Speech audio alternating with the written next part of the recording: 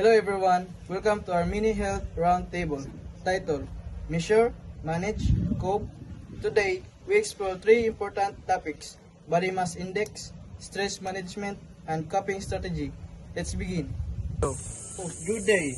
We are the Body Mass Index Explorers. BMI stands for Body Mass Index. It's a measure that helps determine whether a person has a healthy body weight for their height. To calculate BMI, we use the formula BMI equals to weight divided by height. Example, 60 kilogram divided into 1.65 meters equals BMI 60 kg divided into 1.65 times 1.65 equals to 22.04 kilo. With a BMI of 2204, the person falls under the normal weight category. We are the stress management strategists. Our scenario card is exam pressure. This is something most students experience. The physical signs of stress include headache, muscle tension, and fatigue. Emotional signs may include irritability, anxiety, or loss of focus. There are three healthy techniques for managing stress: breathing exercise, calm nervous system, and reduce anxiety. Time blocking helps organize tasks and prevent last-minute panic.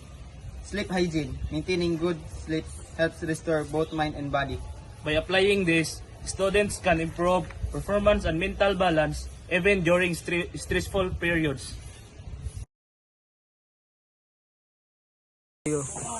We are the coping strategy waiters. Coping strategies are the ways people handle stress or problems. Positive or adaptive coping strategies help resolve problems in a healthy way, like expressing, journaling, or talking to a friend. Negative or maladaptive strategies might include avoiding the issue, overeating, or substance use. Now, we'll perform a short role play using one positive coping strategy, talking to a friend. I feel like I'm failing everything. I just want to give up. Hey, don't be too hard on yourself. Let's study together and ask help from arts teacher. Thanks, talking about it really helps me calm down. This shows how positive coping, like seeking social support, can relieve stress and promote well-being. Through this activity, we learn that maintaining a healthy body mass index is not only about appearance, but also about overall wellness. A balanced BMI supports both physical and mental health. We also discovered how important it is to recognize the signs of stress early. Using healthy stress management techniques like breathing exercise, time management, and enough rest can help us stay calm and focused.